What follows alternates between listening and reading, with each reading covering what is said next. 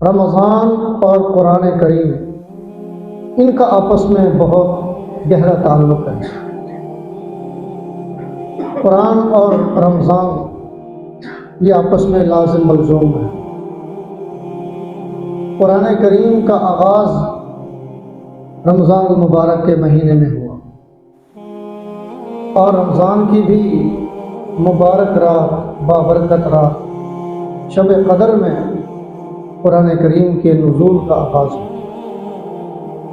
اور رمضان المبارک کے تعارف کے بارے میں رب تعالیٰ نے یہی بات ارشاد فرمائی، شہر رمضان الذی انزل فیہ القرآن ھدی للناس۔ فرمایا کہ رمضان المبارک کا جو مہینہ ہے یہ وہ مہینہ ہے کہ جس مہینے کے اندر قرآن کریم نازل ہوا، اللہ کا کلام نازل ہوا۔ اللہ کے کلام کی عظمت کیا ہے، اللہ کے کلام کی شان کیا ہے؟ قرآن کریم کی عظمت کے لیے، قرآن کریم کی شان کے لیے اتنی بات ہی کافی ہے کہ یہ کلام کسی عام بندے کا کلام نہیں، کسی انسان کا کلام نہیں، کسی فرشتے کا کلام نہیں، یہ کلام براہ راست خود رب تعالیٰ کا کلام ہے، اللہ کی ذات کا یہ کلام ہے، اور یہ اللہ کی ذات کے اندر سے نکلا ہوا کلام ہے۔ جس طرح رب تعالیٰ کی شان بہت بلند ہے، اللہ کی عظمت بہت بلند ہے، اسی طرح اس کے کلام قرآن کریم کی شان اور عظمت بھی بہت بلند ہے۔ قرآن کریم کے بارے میں مختلف پہلو سے بات کی جا سکتی ہے۔ قرآن کریم ایک معجزہ بھی ہے، اور قرآن کریم کے اعجاز کے بہت سارے پہلو ہیں، اس کے بہت سارے حصے ہیں۔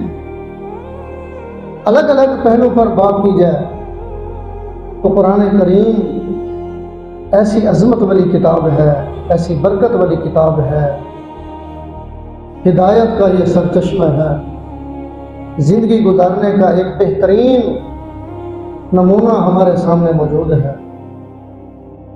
اللہ کے نبی صلی اللہ علیہ وسلم نے اس دنیا سے جب جانے لگے اور آپ کے جانے کا وقت قریب آیا تو آپ نے حضرات صحابہ کرام کو جو نصیحتیں فرمائیں اور ان کو جن باتوں کا تاکیدی حکم دیا، ان میں ایک بات یہ بھی تھی کہ اے لوگو، اے میرے پیارے صحابہ، میں تمہارے سامنے دو چیزیں چھوڑ کر جا رہا ہوں، اگر تم ان کو مضبوطی سے تھامے رکھو گے تو کبھی گمراہ نہیں ہو سکو۔ وہ دو چیزیں جو اللہ کے نبی صلی اللہ علیہ وسلم نے بیان فرمائی ہیں امت کی نجات کے لیے، امت کی بخشش کے لیے، امت کی کامیابی کے لیے، ان میں سے ایک قرآن کریم ہے۔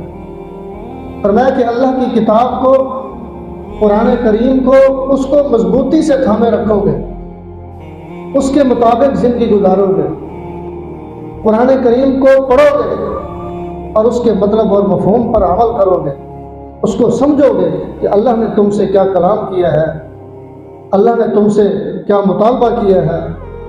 یہ اللہ کا کلام ہے، انسانوں کے نام ہے، بندوں کے نام ہے، یہ اللہ کا پیغام ہے جو انسانوں کے نام ہے قرآن کریم کی شکل میں۔ ہمیں اس پیغام کو سمجھنا تو چاہیے، ہمیں اس پیغام کو معلوم تو کرنا چاہیے کہ اس پیغام میں اللہ تبارک و تعالیٰ نے ہمیں کیا ہدایات دی ہے، ہمیں کن باتوں کا حکم دیا ہے، کس چیز کا رب تعالیٰ نے ہمیں حکم دیا ہے، اس پیغام کو سمجھنے کی ضرورت ہے۔ فرمایا کہ اے لوگو، اللہ کی کتاب کو جب تک مضبوطی سے تھامے رکھو گے کبھی گمراہ نہیں ہو سکتے۔ قرآن سے جڑ جاؤ، قرآن کے ساتھ تعلق مضبوط کر لو، قرآن کے ساتھ تعلق اپنا مضبوط کر لو۔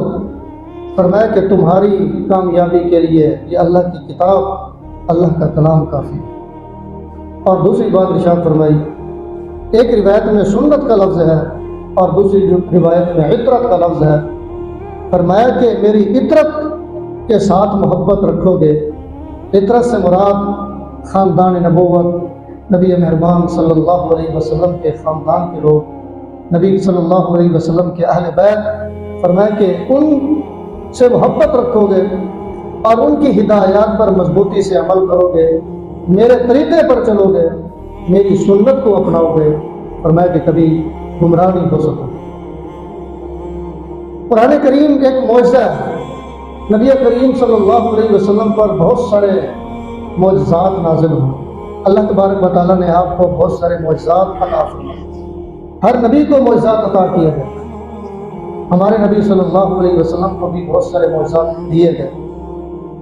ان میں سب سے اہم معجزہ، سب سے بڑا معجزہ جو اس وقت بھی ہمارے سامنے موجود ہے، جس معجزے کو اس وقت بھی امت دیکھ رہی ہے، صرف دیکھ نہیں رہی بلکہ اس کو پڑھ بھی رہی ہے اور اس پر عمل بھی کر رہی ہے، یہ وہ واحد معجزہ ہے کہ جس معجزے کو ہم دیکھ بھی سکتے ہیں، جس معجزے کو ہم پڑھ بھی سکتے ہیں، جس معجزے کو ہم اٹھا بھی سکتے ہیں، عزت کی نگاہ سے ہم اس کو دیکھ بھی سکتے ہیں۔ یہ نبی کریم صلی اللہ علیہ وسلم کا واحد معجزہ ہمارے پاس موجود ہے۔ باقی جتنے معجزات اللہ کے نبی صلی اللہ علیہ وسلم کو دیے گئے، ہم ان معجزات کو دیکھ نہیں سکتے، ہم نے وہ زمانہ بھی نہیں پایا اور ان معجزات کو ہم دیکھ بھی نہیں سکتے۔ سیرت کی کتابوں میں لکھا ہوا ہے، حدیث کی کتابوں میں لکھا ہوا ہے کہ ہزاروں کی تعداد میں رب تعالیٰ نے نبی مہربان صلی اللہ علیہ وسلم کو معجزات عطا فرمائے۔ ایک موقع پر اللہ کے نبی صلی اللہ علیہ وسلم کے سامنے ایک کافر آیا، بعض روایت میں لکھا ہے کہ ابو جہل، اس نے اپنی مٹھی کو بند کیا ہوا تھا، اس کی مٹھی کے اندر کوئی چیز تھی، مٹھی بند کی ہوئی ہے، اور نبی کریم صلی اللہ علیہ وسلم کے سامنے آیا اور اس نے کہا کہ محمد بتاؤ کہ میری مٹھی میں کیا ہے، اگر آج تم بتا دو گے کہ میری مٹھی میں کیا ہے تو میں ایمان لے آؤں، آپ کی نبوت کو مان لوں گا، آپ کی رسالت پر ایمان لے آؤں گا۔ نبی مہربان صلی اللہ علیہ وسلم نے فرمایا، ابو جہل میں بتاؤں کہ تمہاری مٹھی میں کیا ہے، یا تمہاری مٹھی کے اندر جو چیز ہے وہ خود بتا دے کہ میں کون ہوں، میں کیا ہوں۔ اس نے کہا کہ یہ تو بڑی بات ہے، میری مٹھی کے اندر جو چیز ہے اگر وہ خود بول پڑے، وہ خود بتا دے کہ محمد صلی اللہ علیہ وسلم کون ہے، محمد کا تعارف کیا ہے، محمد اللہ کے کیا نبی لگتے ہیں، کیا ہیں، اگر میری مٹھی کے اندر وہ چیز بتا دے تو میں ایمان لے آؤں۔ نبی مہربان صلی اللہ علیہ وسلم نے اشارہ کیا، ابو جہل کی مٹھی کے اندر کنکریاں تھیں، وہ کنکر بول پڑے، اشہد ان لا الہ الا اللہ واشہد انک رسول اللہ، کہ یا رسول اللہ آپ اللہ کے نبی ہیں، اللہ کے پیغمبر ہیں، اللہ تبارک و تعالیٰ نے آپ کو نبوت سے سرفراز فرمایا ہے۔ وہ ابو جہل کی مٹھی کے اندر جو کنکریاں تھیں وہ خود بول پڑے، انہوں نے نبی کریم صلی اللہ علیہ وسلم کی رسالت کی، نبوت کی گواہی دی۔ اسی طرح ایک موقع پر اللہ کے نبی صلی اللہ علیہ وسلم ایک جگہ تشریف فرما تھے، اب بھی مدینہ منورہ میں بلکہ مکہ میں مسجد موجود ہے، اس مسجد کا نام ہے مسجد شجرہ۔ اس جگہ پر اللہ کے نبی صلی اللہ علیہ وسلم موجود تھے کہ ایک شخص آیا اور اس نے کہا کہ یا رسول اللہ صلی اللہ علیہ وسلم، وہ سامنے ایک درخت ہے، اگر آپ اس درخت کو حکم دیں اور وہ درخت آپ کا حکم مان کر آپ کے قدموں میں آ جائے، آپ کے پاس آ جائے، تو میں آپ کی نبوت کو ماننے کے لیے تیار ہوں، میں آپ کی رسالت کو ماننے کے لیے تیار ہوں۔ نبی مہربان صلی اللہ علیہ وسلم نے اشارہ کیا، درخت کو اشارہ کیا، وہ درخت زمین کو چیرتا ہوا نبی مہربان صلی اللہ علیہ وسلم کے قدموں میں پہنچ گیا۔ آپ نے فرمایا کہ اس کو گواہی دو میری نبوت کی، میری رسالت کی۔ اس درخت کو اللہ تعالیٰ نے قوت گویائی عطا فرمائی، وہ درخت بول پڑا، اس نے کہا اشہد انک رسول اللہ، میں گواہی دیتا ہوں کہ آپ اللہ کے رسول ہیں، آپ اللہ کے پیغمبر ہیں۔ یہ بھی معجزہ تھا اللہ کے نبی صلی اللہ علیہ وسلم کا۔ اسی طرح قرآن کریم کے اندر ایک اور معجزے کا ذکر ہے ہم سورۃ القمر پڑھتے ہیں، 27ویں پارے کے اندر یہ سورت موجود ہے۔ اقتربت الساعة وانشق القمر وإن يروا آية يعرضوا ويقولوا سحر مستمر۔ یہ معجزہ کب ظاہر ہوا تھا اور اس معجزے سے پہلے کیا حالات تھے، کیا اسباب بنے تھے؟ مکہ کے کافروں کا ایک وفد، معززین کا، بڑے لوگوں کا، سردار ٹائپ لوگوں کا نبی صلی اللہ علیہ وسلم کے پاس وہ وفد آیا اور انہوں نے مطالبہ کیا، تقاضا کیا کہ رات کا وقت ہے، آسمان پر یہ چمکتا ہوا چاند نظر آ رہا ہے، محمد اگر آپ اس چاند کو حکم دیں اور اس کے 2 ٹکڑے ہو جائیں اور ہم چاند کے 2 ٹکڑوں کو آپس میں بٹا ہوا دیکھ لیں تو ہم آپ کی نبوت کو مان لیں گے، آپ کی رسالت پر ایمان لے آئیں گے۔ نبی مہربان صلی اللہ علیہ وسلم نے فرمایا کہ دیکھو پھر ایمان لانا ضروری ہو جائے گی۔ نبی سے جب کوئی معجزہ طلب کیا جاتا ہے اور مطالبہ کر کے معجزہ مانگا جاتا ہے اور پھر نبی وہ معجزہ دکھا دیں، اس کے بعد امت اگر اس پر ایمان نہ لائے تو پھر اللہ تبارک و تعالیٰ کا عذاب بھی ہے۔ سابقہ مختلف قوموں پر مختلف وجوہات کی وجہ سے عذاب آیا۔ ایک عذاب اس وجہ سے بھی آیا کہ قوم نے حضرت صالح علیہ السلام سے منہ مانگا، معجزہ مانگا، طلب کیا، مطالبہ کیا، اللہ تعالیٰ نے ان کے مطالبے کو پورا کیا، وہ قوم ایمان نہیں لائی، اللہ تعالیٰ نے ان کو تباہ و برباد کیا۔ تو اللہ کے نبی صلی اللہ علیہ وسلم نے فرمایا کہ ایمان لانا پڑے۔ انہوں نے کہا کہ جی ہاں لائیں گے اگر آپ ہمارا یہ مطالبہ، ہماری یہ ڈیمانڈ پوری۔ نبی مہربان صلی اللہ علیہ وسلم نے آسمان کی طرف نظر اٹھائی اور چاند کی طرف انگلی کا اشارہ کیا، چاند 2 ٹکڑوں میں تقسیم، 2 حصوں میں بٹ گیا۔ درمیان میں مکہ کی پہاڑی حائل ہو گئی، پہاڑ کے ایک طرف چاند کا 1 ٹکڑا ہے، دوسری طرف چاند کا دوسرا ٹکڑا ہے۔ چاند کو آپس میں تقسیم ہوتے ہوئے مکہ کے کافر یہ منظر دیکھ رہے ہیں اور اللہ کے نبی صلی اللہ علیہ وسلم ان سے کہہ رہے ہیں کہ دیکھو تمہارا مطالبہ پورا ہو گیا۔ اب جب انہوں نے دیکھا کہ یہ منظر تو ہماری آنکھوں کے سامنے ہے، ہم سب کچھ دیکھ رہے ہیں، چاند کو 2 ٹکڑوں میں محمد نے کر کے دکھا دیا ہے، یہ تو بہت بڑا معجزہ ظاہر ہو گیا ہے، وہ آپس میں کہنے لگے۔ اور پھر اللہ کے نبی سے بھی انہوں نے کہہ دیا کہ معاذ اللہ، ہم نے دنیا کے اندر بڑے بڑے جادوگر دیکھے، دنیا میں بڑے بڑے جادوگر دیکھے ہیں، محمد تم جیسا بڑا جادوگر ہم نے دیکھا، تم تو جادوگروں کے بھی استاد ہو، بڑے جادوگر ہو۔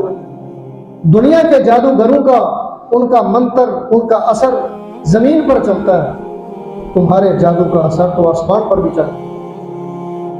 ایمان کی ان کو توفیق نہیں ملی، اللہ تبارک و تعالیٰ نے ان کو ایمان کی ہدایت نہیں دی۔ یہ معجزات تھے جو اللہ کے نبی صلی اللہ علیہ وسلم کو عطا کیے۔ آپ جب باہر تشریف لاتے تھے، بعض روایت میں آتا ہے، معجزات میں یہ بات بیان کی گئی ہے کہ درخت بھی آپ کو سلام کرتے تھے، پتھر بھی آپ کو سلام کرتے تھے، یہ آپ کے معجزات تھے۔ ان معجزات میں سے سب سے بڑا معجزہ جو اس وقت بھی ہمارے سامنے موجود ہے وہ قرآن کریم ہے، یہ کتاب، یہ اللہ کی کتاب، یہ کلام اللہ ہے۔ یہ معجزہ ہمارے پاس موجود ہے۔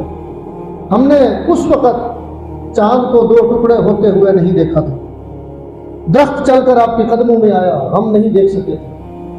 ابو جہل کی مٹھی میں کنکریاں بول پڑی تھیں، انہوں نے محمد صلی اللہ علیہ وسلم کی نبوت کی رسالت کی گواہی دی، ہم نہیں دیکھ سکے تھے۔ بہت سارے اور معجزات بھی ہم نہیں دیکھ پائے، لیکن امت مسلمہ پر قربان جائیں، اللہ نے اس امت کو بڑی عظمت عطا فرمائی ہے، اللہ نے اس امت کو بڑی شان عطا فرمائی ہے، بڑی عزت عطا فرمائی ہے۔ میرے دوستو، کیا یہ عظمت ہماری کم ہے، اس امت کی کم ہے کہ اللہ پاک نے ہمیں آخری نبی صلی اللہ علیہ وسلم کی امت میں شامل فرمایا؟ ہم گناہ گار جتنے ہیں لیکن ہیں ہم تو نبی پاک صلی اللہ علیہ وسلم کی امت کے افراد۔ یہ عظمت ملی ہے اس امت کو، اور اس امت کو جو معجزہ ملا ہے، اور یہ معجزہ امت اس وقت اپنی آنکھوں سے دیکھ بھی رہی ہے، وہ قرآن کریم کی شکل میں ہمارے سامنے موجود ہے۔ یہ معجزہ تھا اللہ کے نبی صلی اللہ علیہ وسلم کا۔ 1400 سال پہلے نبی پاک صلی اللہ علیہ وسلم پر یہ قرآن کریم نازل ہوا، اس وقت سے لے کر آج تک یہ قرآن صحیفے کی شکل میں، مصحف شکل میں ہمارے سامنے موجود ہے۔ ہم اس معجزے کو اپنی آنکھوں سے دیکھ رہے ہیں، یہ معجزہ ہے۔ اور پھر قرآن کریم کے اعجاز کا ایک اور پہلو آپ دیکھیں کہ چھوٹے سے چھوٹا بچہ بھی قرآن کریم کو حفظ کر سکتا ہے، قرآن کریم کو یاد کر سکتا ہے۔ پہلے زمانے کے حضرات صحابہ کرام کے جو اس زمانے کے حفاظ تھے اور ان لوگوں نے قرآن کریم کو جو حفظ کیا تھا، اس کی مثالیں بھی موجود ہیں۔ حضرت عمر بن سلمہ رضی اللہ تعالیٰ عنہ ایک صحابی رسول ہیں، وہ فرماتے ہیں کہ ہمارا گھر مدینہ کے راستے میں تھا، اور مدینہ سے مکہ کی طرف جو لوگ آتے جاتے تھے اس راستے پر ہمارا گھر تھا۔ جو لوگ نبی کریم صلی اللہ علیہ وسلم کی خدمت میں حاضری دیتے تھے، نبی سے ملاقاتیں کرتے تھے، دین سیکھتے تھے، قرآن سیکھتے تھے، قرآن کی آیات سیکھتے تھے، وہ مدینہ سے جب واپس جاتے تو راستے میں چونکہ ہمارا گھر تھا، ان لوگوں کے ساتھ میرا ملنا جلنا ہو گیا، ان آنے جانے والے لوگوں کے ساتھ میرا تعلق ہو گیا۔ میں ان کو اپنے پاس بٹھاتا تھا، وہ میرے پاس بیٹھتے تھے، میں ان سے پوچھتا تھا کہ تم مدینہ میں گئے، وہاں سنا ہے کہ ایک شخص نے نبوت کا دعویٰ کیا ہوا ہے، وہ اپنے بارے میں کہتا ہے کہ میں نبی ہوں، تم ان کے پاس گئے ہو، ان کی مجلس میں بیٹھے ہو، ان سے کچھ سنا ہوگا، جو کچھ انہوں نے آپ کو بتایا، جو کچھ انہوں نے آپ کو پڑھایا، ذرا مجھے بھی سنا۔ وہ صحابی کہتے ہیں کہ میں بچہ تھا، چھوٹی عمر میں لوگ آتے جاتے تھے اور نبی مہربان صلی اللہ علیہ وسلم سے قرآن کریم کی کچھ آیات سن کر وہ میرے پاس آتے، میں ان سے سنتا، قرآن کریم کا بہت سارا حصہ مجھے یاد ہو، میں اس کا حافظ بن گیا صرف لوگوں سے سن کر۔ اس کے بعد اللہ تبارک و تعالیٰ نے مجھے بھی ایمان لانے کی توفیق عطا فرمائی کہ قرآن جب میں پڑھتا تھا، قرآن کے الفاظ کے اندر اللہ نے بڑی تاثیر رکھی، قرآن کریم کے کلمات کے اندر، حروف و نقوش کے اندر رب تعالیٰ نے بڑی تاثیر رکھی ہے۔ جو پڑھتا ہے اس کے دل میں اس کا دل نرم ہوتا ہے اور اس کو احساس ہوتا ہے کہ میں کوئی کلام پڑھ رہا ہوں۔ اس لیے اللہ تبارک و تعالیٰ نے فرمایا کہ لو انزلنا هذا القرآن على جبل لرأيته خاشعا متصدعا من خشية اللہ، کہ اگر ہم اس قرآن کریم کو کسی پہاڑ پر نازل کر دیتے تو اللہ کے خوف سے وہ پہاڑ بھی لرزہ لرزہ ہو جاتا، وہ پہاڑ بھی ریزہ ریزہ ہو جاتا۔ اس پہاڑ پر بھی اس کلام کا، اس قرآن کریم کا اثر ہے، تو بندوں پر کیوں نہ ہو، انسانوں پر کیوں نہ ہو۔ اس لیے جو بھی اس قرآن کریم کو پڑھتا ہے اس کا دل نرم ہو جاتا ہے اور قرآن کریم اپنی تاثیر میں اس کو لے لیتا ہے۔ تو وہ صحابی فرماتے ہیں کہ میرے دل کے اندر اسلام کی، دین کی، قرآن کی محبت پیدا ہو گئی۔ ہمارے خاندان کے کچھ لوگ جمع ہوئے اور ہم سب مل کر نبی پاک صلی اللہ علیہ وسلم کی خدمت میں حاضر ہوئے اور ہم نے نبی کے ہاتھ پر کلمہ پڑھا، اپنا ہاتھ دیا، بیعت کی۔ اس کے بعد ہمارے لوگوں نے، ہمارے علاقے کے لوگوں نے نبی پاک صلی اللہ علیہ وسلم سے فرمائش کی، تقاضا آپ کے سامنے رکھا کہ ہمیں کوئی امام چاہیے، آپ ہمیں کوئی امام دے جو ہمیں نماز بھی پڑھائے، ہمارے بچوں کو قرآن کریم کی تعلیم بھی دے، قرآن بھی پڑھائے۔ تو اللہ کے نبی صلی اللہ علیہ وسلم نے ہم سب سے پوچھا کہ تم میں سے کوئی حافظ ہے؟ تم میں سے قرآن کریم کو کسی نے کچھ پڑھا ہوا ہے، سیکھا ہوا ہے؟ تو حضرت عمر بن سلمہ فرماتے ہیں کہ میں بچہ تھا، باقی سب بڑے تھے، میں نے بھی کہہ دیا کہ یا رسول اللہ صلی اللہ علیہ وسلم، میں نے کچھ قرآن کریم کا حصہ یاد کیا ہوا ہے۔ آپ صلی اللہ علیہ وسلم نے مجھ سے سنا، مختلف جگہوں سے سنا اور میں نے سنا دیا۔ سب سے زیادہ اس محفل میں، اس مجلس میں سب سے زیادہ قرآن کریم مجھے حفظ تھا، مجھے یاد تھا، سب سے بڑا حافظ اس وقت میں تھا۔ تو اللہ کے نبی صلی اللہ علیہ وسلم نے فرمایا کہ تم جاؤ اپنے علاقے میں، تم اپنے علاقے میں جا کر، میں تمہیں امام بنا رہا ہوں، لوگوں کو نماز بھی پڑھاؤ اور ان کے بچوں کو قرآن کریم کی تعلیم دے۔ اس طرح حضرات صحابہ کرام نے قرآن کریم کو سیکھا ہے، قرآن کریم کو یاد کیا ہے۔ وہ فرماتے ہیں کہ اس وقت جب میں نے قرآن کریم حفظ کیا تھا اور قرآن کریم کو یاد کیا تھا، میں حافظ بنا تھا، میری عمر 11 سال تھی، 11 سال۔ حضرت عبداللہ بن عباس کا نام آپ سب نے سنا ہوگا، مفسر قرآن، صحابہ میں سب سے زیادہ بڑے مفسر اور قرآن کریم کی تعلیم کے سب سے بڑے ماہر، قرآن کریم کے علم کے سب سے بڑے ماہر، تفسیر کے ماہر حضرت عبداللہ بن عباس۔ جب اللہ کے نبی صلی اللہ علیہ وسلم کا وصال ہوا پتہ ہے ان کی عمر اس وقت کتنی تھی؟ 13 سال ان کی عمر، 13 سال کے بچے تھے، اور ان 13 سالوں کے اندر انہوں نے قرآن کریم کو یاد بھی کیا، حفظ بھی کیا، اور قرآن کریم کے عالم بھی بنے، مفسر بھی بنے۔ ان کے مفسر ہونے کی گواہی اللہ کے نبی صلی اللہ علیہ وسلم نے خود، اور فرمایا اے لوگو، اے میرے پیارے صحابہ، قرآن کریم کی تفسیر تم عبداللہ بن عباس سے سیکھو، قرآن کریم کا علم تم عبداللہ بن عباس سے لو، یہ قرآن کریم کے ماہر ہیں۔ اور قرآن کریم کی مہارت ان کو کیسے نصیب ہوئی، کیسے ملی؟ انہوں نے اللہ کے نبی صلی اللہ علیہ وسلم کی خدمت کر کے، نبی کا دل خوش کر کے، نبی کو راحت اور سکون پہنچا کر اللہ کے نبی صلی اللہ علیہ وسلم سے انہوں نے دعائیں لی۔ ان دعاؤں کی برکت سے جب بھی وہ قرآن کریم کی کوئی آیت پڑھتے ان کو فوراً یاد ہو جاتی، اور قرآن کریم کی اس آیت کا مطلب، اس کا مفہوم، اس کی تشریح، اس کی تفسیر، اور اس کی تفسیر بھی ان کو فوراً یاد ہو جاتی۔ بڑے بڑے صحابہ کرام جب بیٹھے ہوتے تھے، حضرت ابوبکر صدیق، حضرت عمر، حضرت عثمان، حضرت علی المرتضیٰ، وہ فرماتے ہیں کہ ہمارے قریب میں دائیں عبداللہ بن عباس بیٹھتے تھے، حالانکہ ان کی عمر بہت کم تھی، چھوٹے سے بچے تھے، لیکن بڑوں میں بیٹھتے تھے۔ کیوں؟ اس لیے کہ ان کو قرآن کریم کا علم ان کے سینے میں محفوظ تھا، قرآن کریم کے الفاظ، قرآن کریم کے نقوش ان کے سینے میں محفوظ تھے۔ یہ تو صحابہ کرام کے زمانے کی بات ہے۔ اب بھی، اس وقت بھی، دور حاضر میں بھی، موجودہ زمانے کے اندر بھی چھوٹے چھوٹے بچے قرآن کریم کے حافظ ہیں۔ آپ حیران ہوں گے، 7 سال کا بچہ بھی اس وقت قرآن کریم کا حافظ ہے، 6 سال کا بچہ بھی اس وقت قرآن کریم کا حافظ ہے، 5 سال کا بچہ بھی اس وقت قرآن کریم کا حافظ ہے۔ قرآن کریم کا اس وقت اس زمانے کے اندر موجود ہے جس کی عمر صرف 5 سال ہے، اور اس نے 5 سال کے اندر قرآن کریم حفظ کر لیا۔ حضرت امام محمد رحمۃ اللہ علیہ، انہوں نے 6 دنوں کے اندر قرآن کریم حفظ کیا، 6 دنوں کے اندر قرآن کریم کے حافظ ہوئے۔ امام شافعی رحمۃ اللہ علیہ 1 مہینے کے اندر قرآن کریم کے حافظ ہوئے۔ امام ابو حنیفہ رحمۃ اللہ علیہ کا قرآن کریم کے ساتھ کیسا تعلق تھا، قرآن کریم کے ساتھ ان کی محبت کیسی تھی، ان کا عشق کیسا تھا کہ رمضان المبارک میں 63 قرآن کریم کا ختم کیا، تراویح میں الگ قرآن کریم کا ختم، دن میں الگ، رات میں الگ قرآن کریم کا ختم ہو رہا ہے۔ اللہ نے ان لوگوں کے اوقات میں بڑی برکتیں عطا فرمائی تھی کہ تھوڑے سے وقت کے اندر قرآن کریم مکمل ختم فرما لیتے تھے۔ تو یہ قرآن کریم معجزہ ہے جو بڑی عمر کے لوگوں کے سینوں میں بھی محفوظ ہے اور چھوٹے بچوں کے سینوں میں بھی محفوظ ہے، اور یہ ایسا معجز کلام ہے کہ بہت جلد یاد بھی ہو جاتا ہے۔ کہنے کی بات تو نہیں ہے، اللہ کا شکر ہے۔ یہ بچہ، بیٹا میرا آپ کے سامنے موجود ہے، 172 دنوں میں اس نے قرآن کریم حفظ کیا۔ قرآن کریم کے اس کے استاد نے مجھے جو دن لکھ کر دیے ہیں، جامعہ کی طرف سے اس کو جو اعزاز ملا، 172 دن میں قرآن کریم اس نے مکمل حفظ کیا۔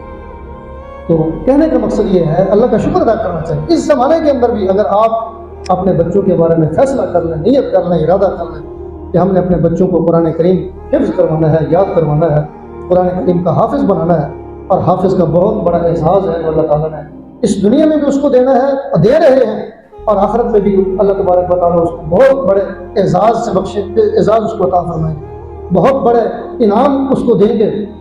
جنت تو ہے ہی، جنت تو اس کو ملے گی۔ 10 اپنے خاندان کے لوگوں کو ایک حافظ قرآن نے جنت میں لے جانا ہے، اور 10 اپنے خاندان کے لوگوں کو جنت میں لے جانے کا حافظ قرآن میں سبب بنتا ہے۔ یہ اللہ کے نبی صلی اللہ علیہ وسلم کا فرمان ہے۔ آپ ارادہ فرمائیں کہ آپ اپنے خاندان کے بچوں کو، اپنے بیٹوں کو، اپنی اولاد کو قرآن کریم کا حافظ بنائیں گے، اللہ تعالیٰ آپ کو بہت بڑا اعزاز عطا فرمائیں گے۔ اللہ ہم سب کو عمل کی توفیق عطا فرمائے۔